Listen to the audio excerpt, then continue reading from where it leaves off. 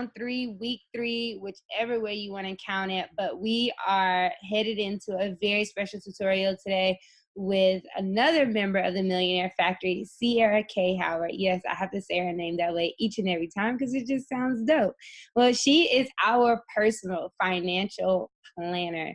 She assists everyone with their finances, from budgeting, credit repair, business, money management, and that's what we're going to talk about today. So go ahead, take a seat, pull up a pen pad and a pencil because there's going to be so many gems. So I give it to none other than Sierra K. Howard. Okay, so this is managing your money in your business. All right. So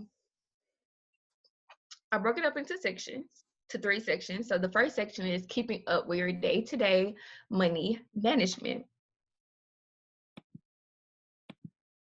Okay, so the first thing that I want you guys to focus on with the day-to-day management is properly managing your accounting.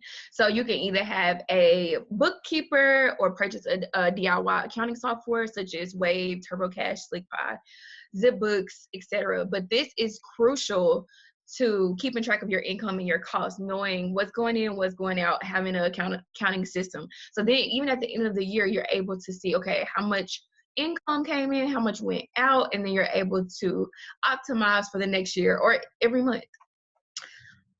Next is reviewing your monthly costs. So you want to make sure you're keeping track of all of your business expenses, because things can quickly add up. Those little expenses, paying for Canva every month or paying for Calendly, those are, $10, $12, but they will add up if you continually to get so many of them. So you need to kind of see, okay, am I still using these? Are they still effective in my business? Do it make sense for me to keep it? So constantly reviewing your monthly costs.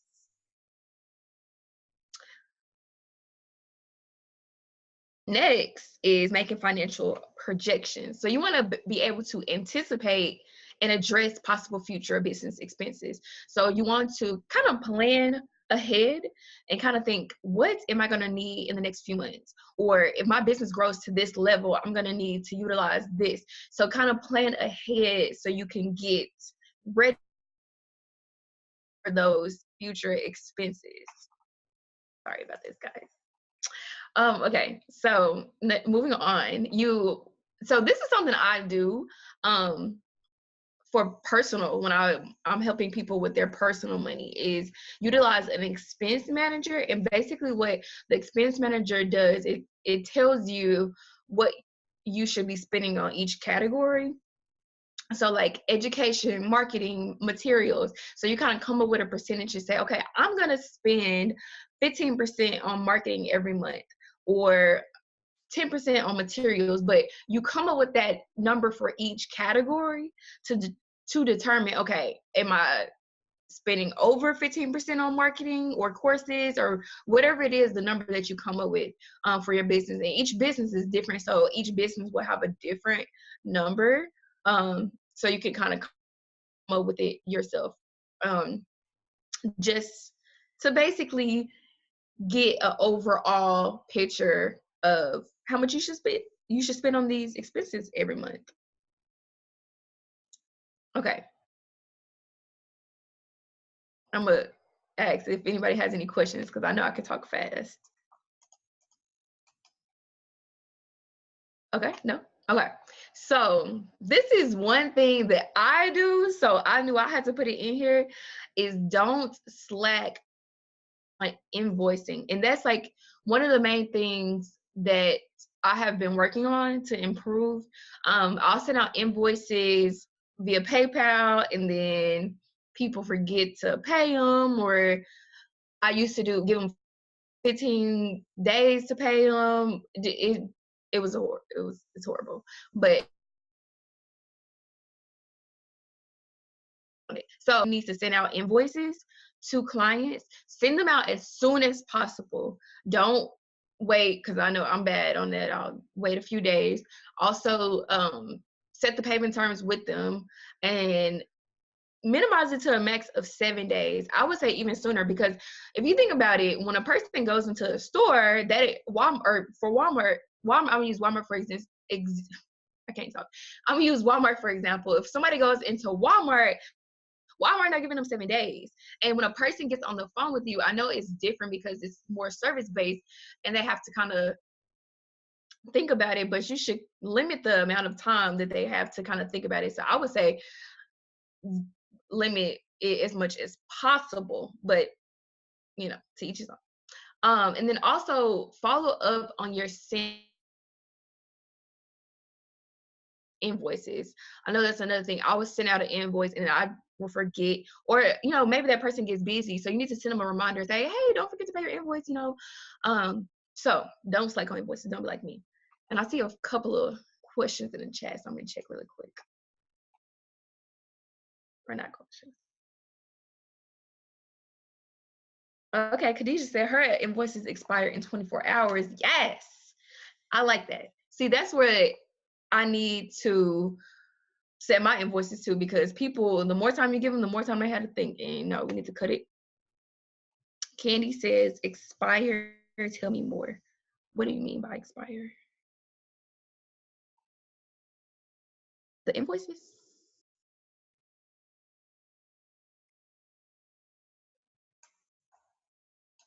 I'm gonna keep going, and then Candy, you tell me. Okay, you were asking about Khadijah's question. Okay, well, I'm gonna keep going. Okay, so moving on to the second section. This is probably the most important thing, and I was screaming to the top of my lungs. Separate your business from your personal. This is the most important thing that you can do. A lot of people will know how to do, they're good at what they do in their business, but they're not good at managing their money. So this is super important to not mix it, because that's how businesses end up failing, because people are dipping in it for their personal use and they don't know how their business isn't growing. It's because you're mixing personal with business. So first thing you want to do is create a separate business bank account. Why? Because you'll be able to track your business income and losses and make it easier on yourself and your accountant during tax time. It just makes everything so much easier. I tell people to, even in your personal life, separate your bills from your everything else. So you want to do the same thing in your business. Separate business from your personal. They should be totally separate. And then also create a separate savings account for your business. Same goes for the checking. You want to be able to, like I said, forecast those expenses that you have in the future. And if you're saving for these expenses, then if anything arises, comes up, then you'll have that money in your savings account. So make sure you have separate checking, separate savings. And I use Rise for my savings account for my business because it's just easy. I use Rise for personal as well. But as you can see here, I have my business expenses, courses, marketing. So it's a little low right now because I just paid my credit card with my business credit card with the money that was in here. But the point is, you can see that I have it broken out. So overall business expenses, this, I think I had like $500 in it. I took it out to pay my credit card. But anyways, overall business expenses, then I have money that I'll spend on courses and then marketing. So basically what I do in Rise is I set a monthly goal for each category, and Roz will automatically take the money out the account and deposit it into the savings account. So whenever I need the money, I just transfer it to my bank. So it's good to have it broken out like this. So then, back to what I was saying, the expense manager, if you're spending 10% on marketing, then you know, okay, well, 10% needs to be in the marketing bucket by the end of the month. So super important to separate your money, even separating it down to the different categories. And the good thing about Rise is that if it gets to zero, it's not like a regular bank where you're going to get charged an overdraft fee. It just has different goals. So once you get to zero, then it just starts back saving over and over. And it's automated. I love Rise. I'm going to put the link in the chat at the end. So y'all can use it. We just did a course on affiliate links. Y'all gonna get $5 if you use my link.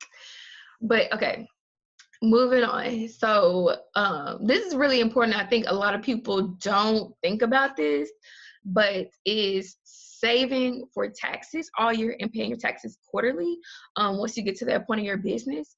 So I recommend talking to the accountant to help you plan your taxes and also look for ways to decrease the amount that you owe in taxes by utilizing tax breaks.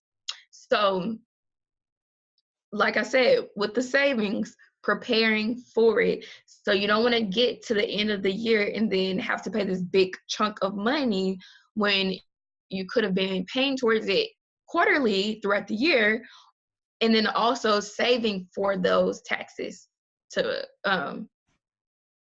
that are coming up. So that's super important. A lot of people forget about it, but Uncle Sam wastes money.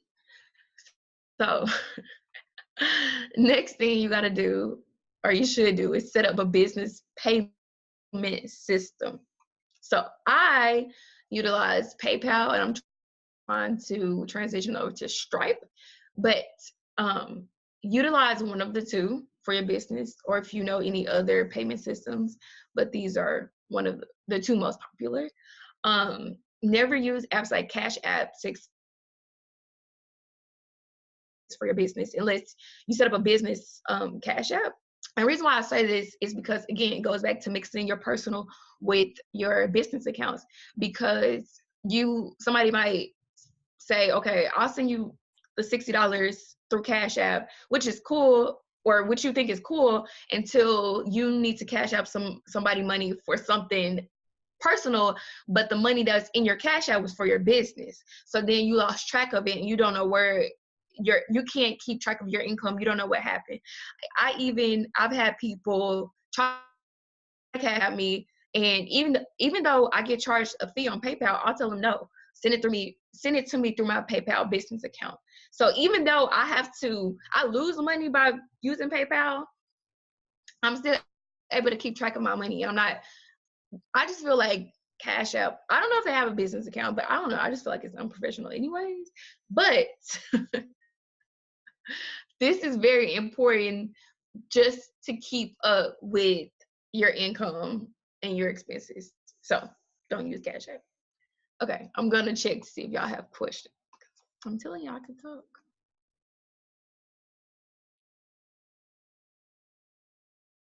Okay. Candy said, is the course for where you spend to take courses like PD? What is PD?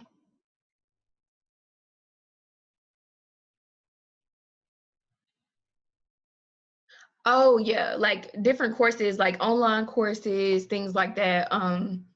Any courses that you take to grow your business or grow your knowledge.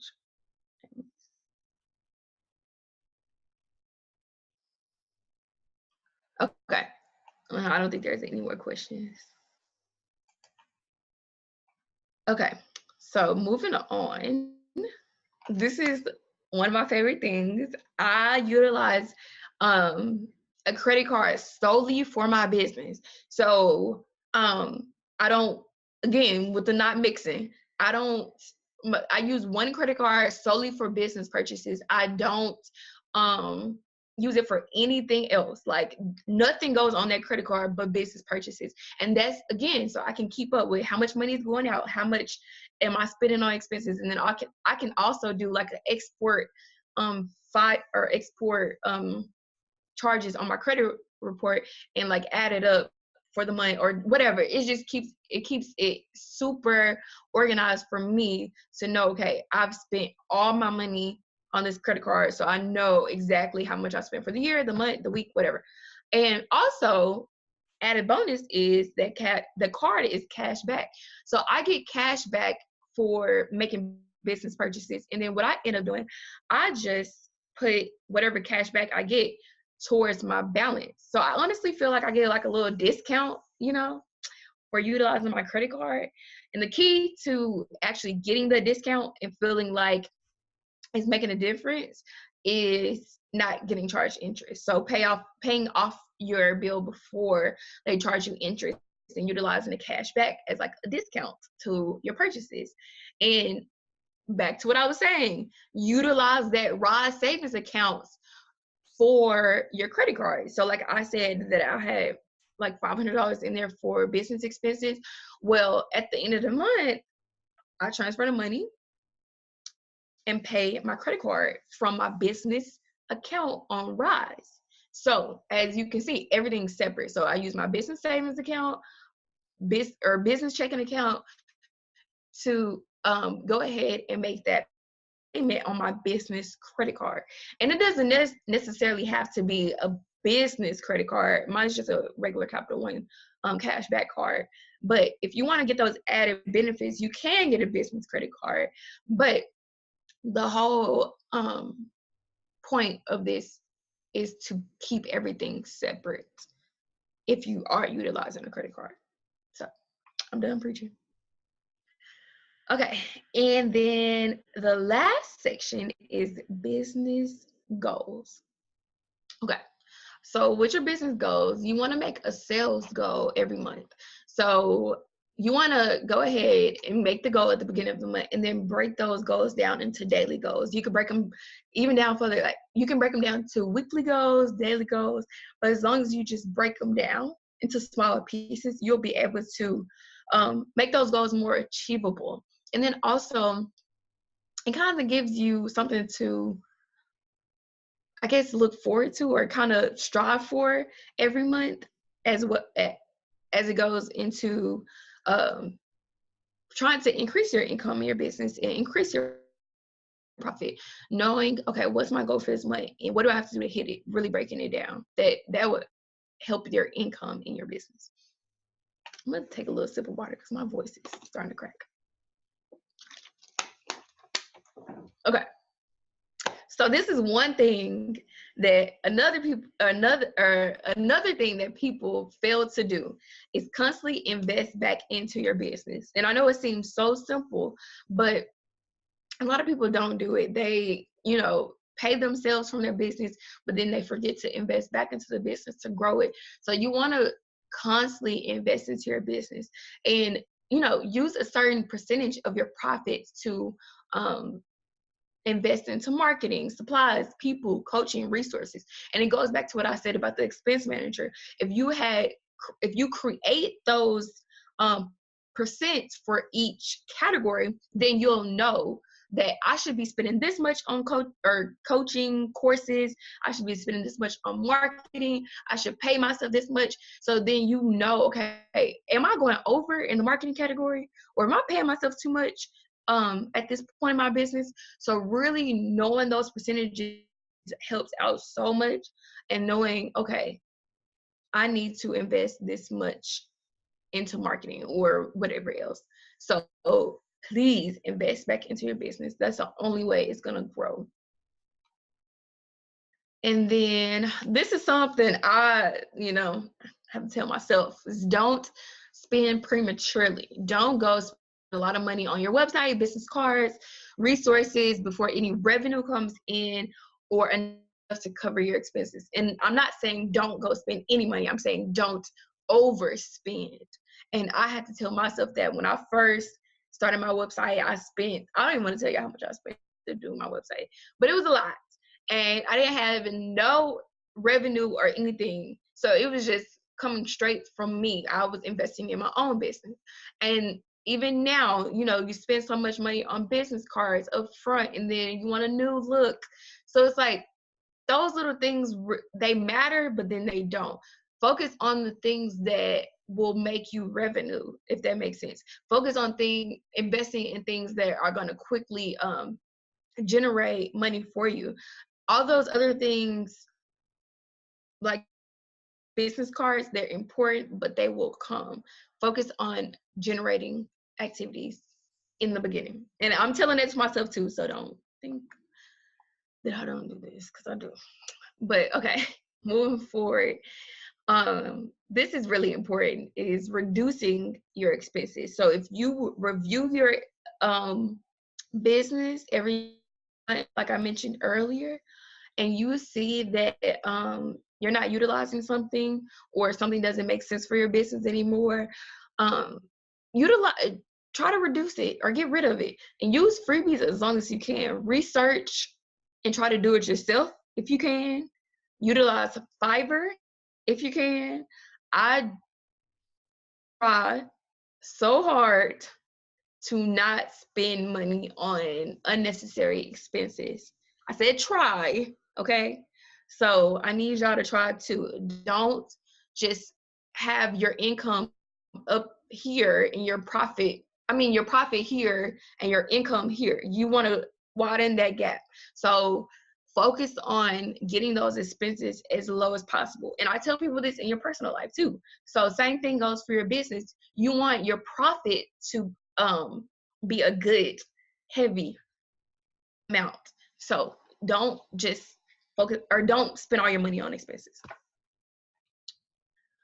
And this is probably more important than separating money from personal. They're probably tip for tat. Is work on your mindset.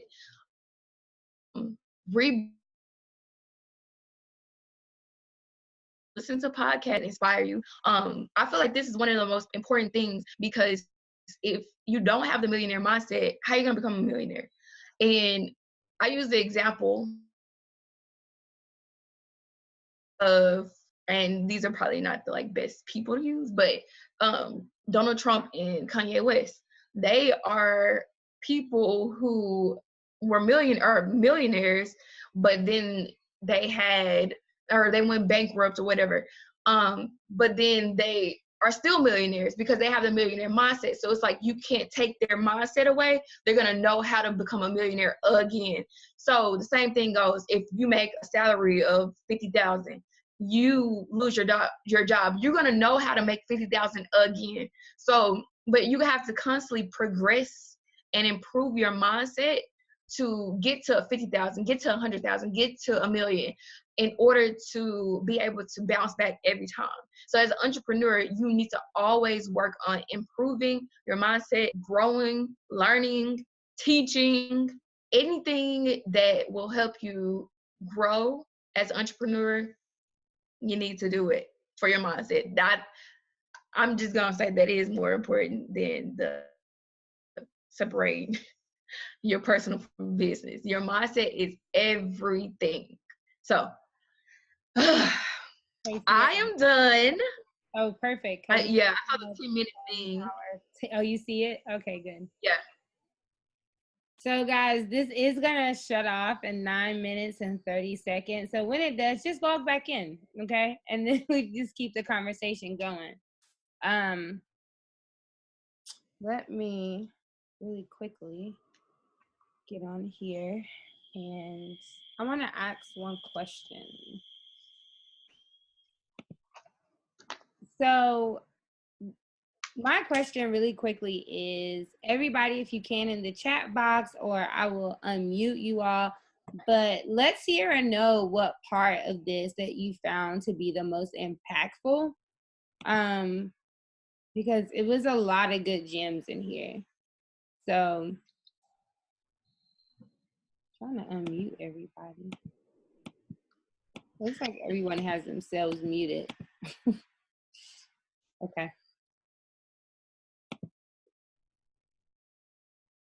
I know I can fly through a presentation. Good. I was trying not to, y'all.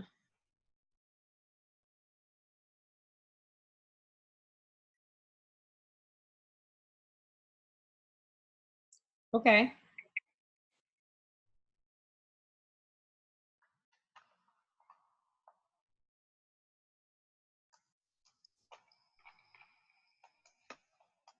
Okay. Hi, Sierra. I have a question, if that's okay. Yeah, girl. I want to know if you can kind of explain to us how business gets credit of their own. I know you talked about keeping a lot of things separate, but how can we get to the point where the business itself has like its own account and its own credit card and so on and so forth? So, I mean, as far as like checking and credit cards, is that what you're referring to? Like a checking account and then a credit card? Yes. Okay, so you can just open just a regular checking account for your business, or you can. I guess I should have put that in there. You can open up a business account, like Capital One has a Spark business account, and as far as credit goes for your business account, you have to um basically go about building credit, and so the best building your business credit is a lot different from your personal credit. So I would recommend hiring someone to do your business credit, or I actually have a PDF on how to build business credit um, that I can send out. But there are different methods to build business credit. It's kind of like, it's similar, but it's different. So you can buy things once you form your LLC. Once you form your LLC, you can buy things on from those. I can't think of the different or what it's called. It's like the business catalogs. You can buy products or different things like that, like printers, paper. You can buy stuff like that through them, and they will give your business credit, and that's kind of how it starts to build your business. And then you have like 30 days to pay that back, same as with credit cards, or 45 days or 90 days, whichever they give you. And then you're able to just keep buying stuff and building business in your business name.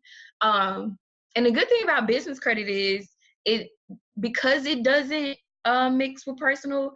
You can have really bad personal credit and it won't affect your business. So your business can have really good credit, and your personal could be like jacked up. So it's very different once you form your LLC and then create a what can I think of what's the number, like the social security number for your business? Your Yes. number? Yes. Once you create a EIN number and tie that to your purchases for your business, you'll be able to start building business credit. Okay, thank you. Sorry, that was a long answer. Sorry. I will put the link to the EIN in the chat box. 1 second. Yes. Yeah, Rhonda, Staples and Wayfair. Yeah, places like that where you can buy things for your business. You can start to utilize them to buy paper or whatever on in your business name with that EIN number, and then pay them back. Continue to do the same thing.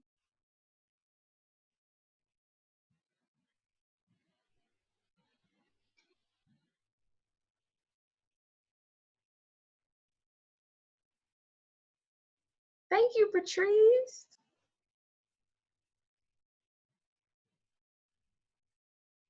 Khadijah, yeah, like I was saying, that how Rhonda mentioned, like Staples, and I'll send the PDF, so then it'll have more information on the different businesses you can go through to start building your business credit. Candy said, how do you determine projections? Are you referring to business or expenses? Do you want me to add it to the chat box here? The PDF? At what? I don't think you can add it. Can you add a PDF to the chat? I can upload it to the group me on the calendar. Oh, okay, yeah, do that. Because it was okay in there, but yeah, do that. Just add it to the chat. Okay, I'll do that.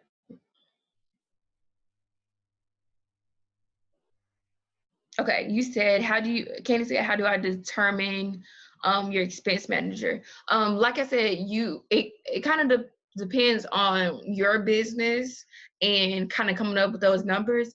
So if you know that you need to do a lot of marketing in your business, then you can kind of determine, okay, I need to spend 20% on marketing or whatever, or I need to be spending 20% on courses or whatever it is that will help your business grow. That's why I said each business is different. So you kind of got to come up with your own numbers. So I guess, for example, my business, I buy a lot of courses. So then I know, okay, if I need to buy a lot of courses for my business to help it grow, then I need to spend X amount. So just kind of look and see, okay, where is most of my money going for my business? What areas do I need to spend money in? And then kind of prioritize them to determine which percent or how you're going to utilize percents to, or determine the percent, I can't talk, percents to each category.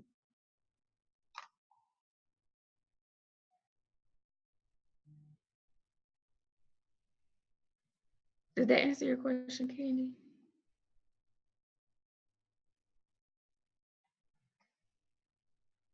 Okay, cool. I know I get a little tongue-tied. Is there any more questions? Or did I miss somebody's question?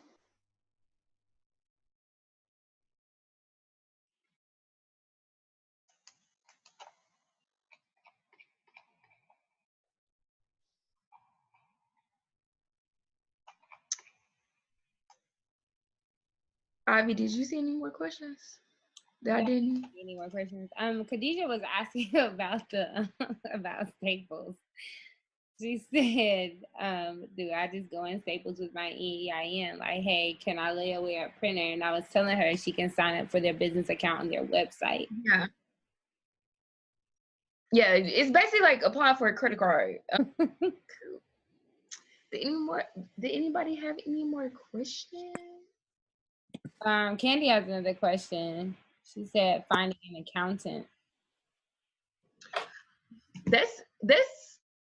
That's a good question, actually. It took me a little bit to find an accountant, and I think it's more so about finding a person that is very well versed into managing a small business, or not managing a small business, but doing taxes for a small business, and just kind of filling them out.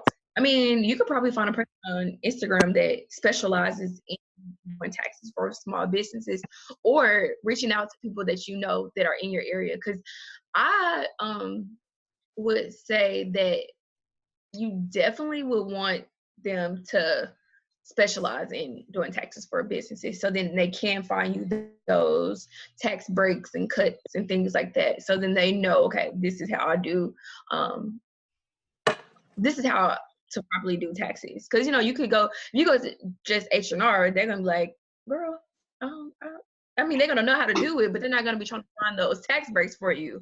So you got to go to someone that's gonna understand the language you're speaking to them about having a small business. I say was someone who has a tax business, because they have to do taxes themselves for the revenue they bring in from their tax company.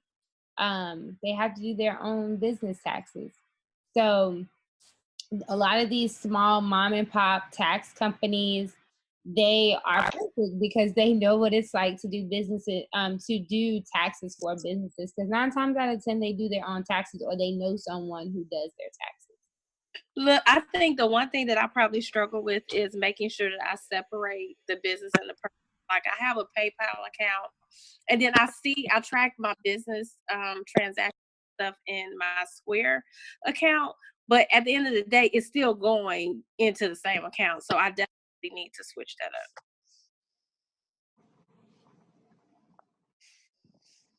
up. Yes, because I'm telling you, once you start mixing and mingling, then it's like business, knowing where your money went for your business. How Candy acts between Wave and QuickBooks, and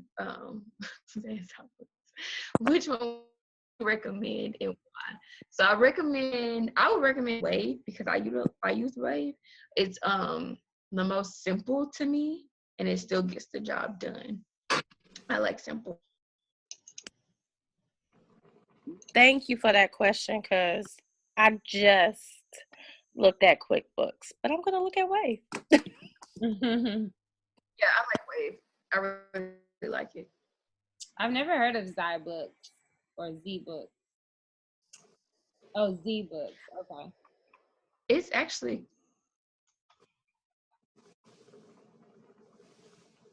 it's called Zip Books. Oh.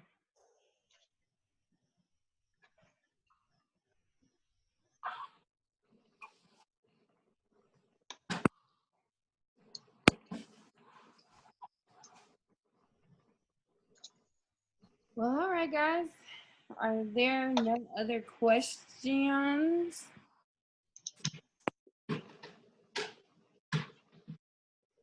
Candy has another question? No. You muted yourself. Oh, you took yourself off. I don't know. We can't hear you. Yeah, can you hear me? Yep. Okay, I guess my headphones are acting crazy. I think my biggest struggle is around just trying to find a way to create a schedule that doesn't like that works. So I'm a full-time teacher. In the mornings I teach, and then in the evenings I meet with clients. So trying to set up a schedule where I have days to do content, days to do like PD or professional development courses, whatever, and still have time to meet with clients without, you know, things running crazy. I think that's been the hardest thing for me to do, like scheduling long-term and consistently doing things now that I'm juggling business and like working. Oh, girl. Do Anybody you have want to take this? Because I have yet to master that. I put myself mastered it, but I have a lot of tips for it. Yeah, me too. Emily, she had a download. I downloaded hers. That does not work for me. I have things that go on in the evenings, which does not allow me to be able to stick to something like that. But I will say, I created a routine, and it works when I can stick to it. But then things happen where I can't stick to it. I may have to work late, or I may have like an unexpected thing pop up. And so I try to plan ahead. But like right now, I have three master classes I paid for. I haven't even looked at them yet.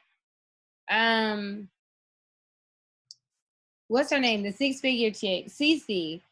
Her birthday thing, I bought it. She sent out the links to it, but it is 33 videos. I have not watched one. So I'm just going to download them and save them. And when I get to it, I get to it.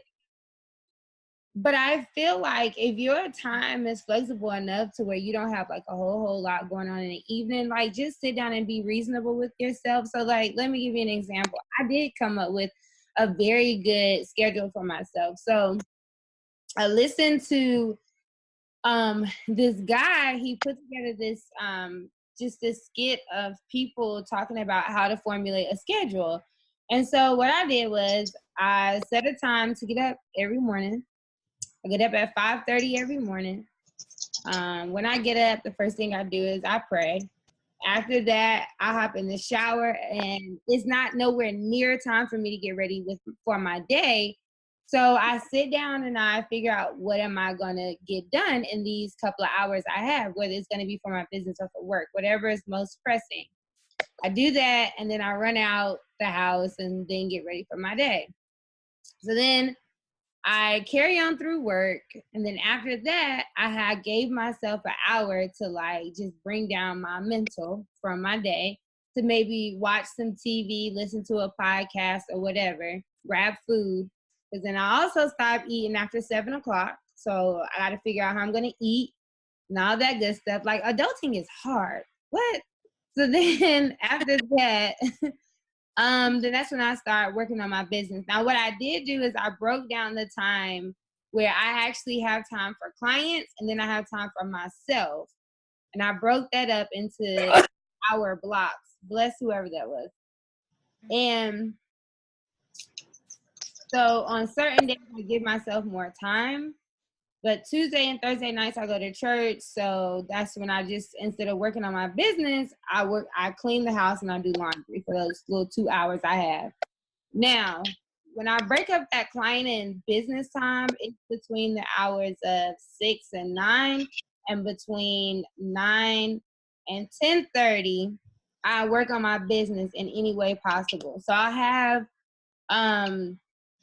time set, like these alarms set on my phone, where I give myself 30 minutes to do Canva, 30 minutes to do something else, and 15 minutes to do something real quick. At 10:30, I'm getting ready for my next day. So I write down my goals or 2 things I want to achieve for the next day. I write down like in my prayer journal, and I also journal and like just log things that I was appreciative of that day, like things that I got accomplished, because I realized that even with this little routine I have, I was feeling unaccomplished. So I had to think back on my day and realize, like, girl, you actually got a whole lot done. Like, you actually woke up at 5:30 this morning. Step 1. So that has helped me out a whole lot, because then it also allows you to flip back through when you haven't accomplished something, like, okay, I need to do this, I need to do that. Then I bought a journal. It's somewhere around here. I was just looking at it. The Daily Greatness Journal. Sierra put me on this journal. They have one for business and one for personal. Yes. That journal helped me map out my whole life, because it gives you quarterly. It's broken up by the quarter of the year. You can put your go ahead, Sierra, drop your affiliate link. And it breaks the year up by quarters. And so you have your quarterly goals, and then you break them down by month, and then you break them down by week, and then by day. So it is so specific, and it is so helpful. So I am pitching that journal. I don't get no coins from that journal, but go ahead, get you a good journal, set up a routine that works for you. Like, I can't give anybody a suggestion on how to be an adult, because it's just hard. Because in the midst of that all, you got to figure out how to eat a bunch of fruit, drink a whole lot of water, moisturize your natural hair, like detangle. It's just, I can't, because I had laundry that was stacked up for an entire 30 days. I hadn't washed clothes. Thank you.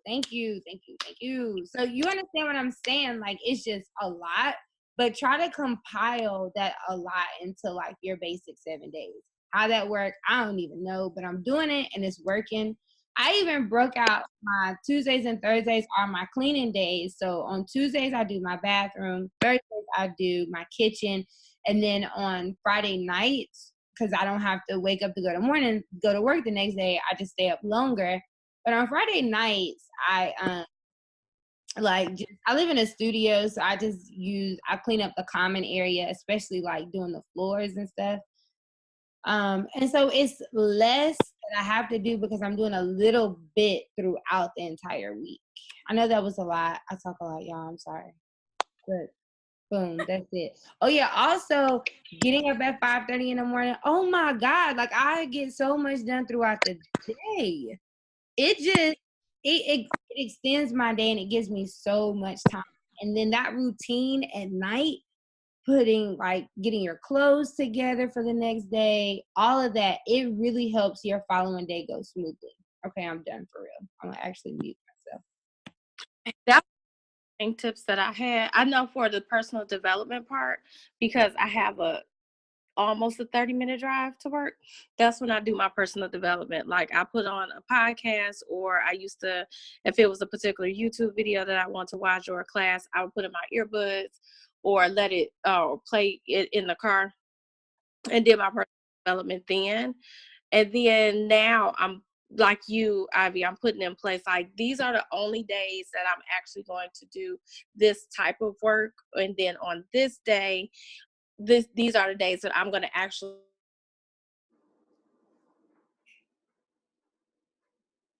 Can't hear. Oh, sorry. I had a call come in on this day. you know, just kind of breaking out my days so that way I'm not doing a bunch of stuff on the same day. Like I know on this day is set aside for this type of activity. So that way, and then like Emily talked about before, batching things. So because I want to make sure that my podcast content gets updated on a regular basis, like setting aside a certain day where I can record like several episodes. So if you have things that you can batch together and get it done in that one day, then you're building up your content or whatever that work is, and then you can spread it out throughout the month or so.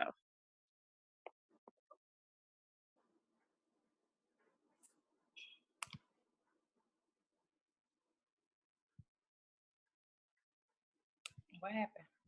Yeah, that was a good idea. I like that, Rhonda, batching everything. That makes sense because you just never know when you're gonna be able to get back to it. Like I was just telling Keisha earlier, she was like, "So when do you do your content?"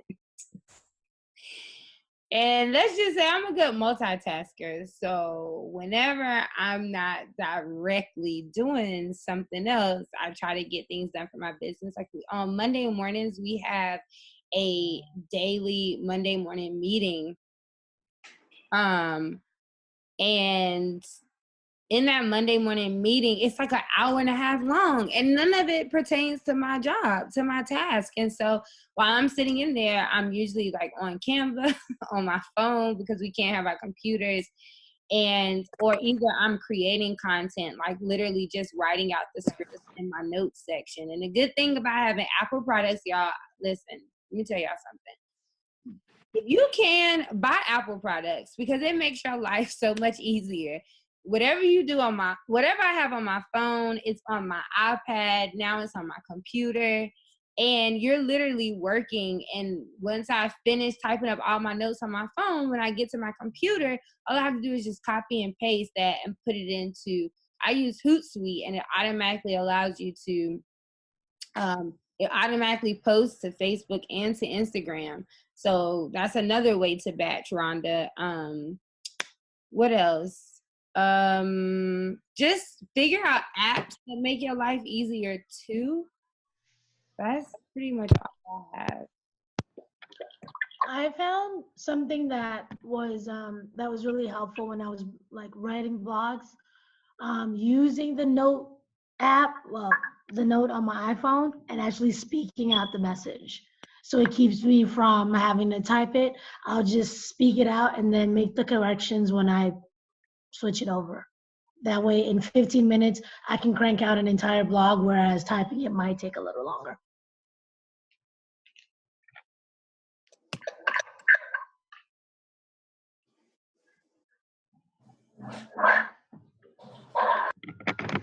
Yeah, some of us have commitment issues, i.e. Keisha, so they got separate Apple IDs for all their Apple products. I couldn't. Like, that's the purpose of having Apple, Keisha. Go ahead and speak on it since you know. Oh, I have no defense. You know, it is what it is. But I was gonna say I'm learning to manage my energy throughout the day. And one thing that's been helpful for me is to like loosely, I'm using my air quotes, is to loosely plan my day out the night before. So I found that if I only have 1 to 2 important things that I plan to do, I usually can get those done. And by only committing to 1 to 2 key important tasks, time management seems to work itself out because, again, I'm loosely planning my day, leaving room for the unexpected to pop up. On the other hand, when I have like 4 major things I want to accomplish, something always seems to fall by the wayside. So I found that 1 to 2 is the sweet spot. Thanks. Yeah, that's what I do in my nightly journal. I just pick 2 things that are important for the next day. And then those are the 2 things, like you said, you focus on, you get done, and then if you can handle anything else. So y'all just made me rethink my entire life because my calendar, I don't know if you guys can see this. No, you can't.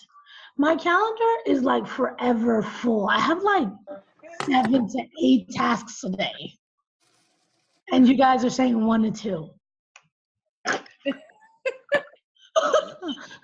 Makes sense. And one to two to dedicate yourself to, like, Right. because you just never know when craziness strikes. Like, I never know day in or day out when somebody is gonna say to me, Ivy, can you come sit on this panel? But it starts at 7:00, and in the back of my mind, I'm like, I plan to finish making that journal today. Like, that's what I'm thinking in the back of my mind. But then I'm like, all right, yeah, sure. You know, then you got to just figure it out from there. Yeah. All right, guys. So that was another week in the Millionaire Factory. And again, like I always say, be true, be you, and always love on yourself. Peace out.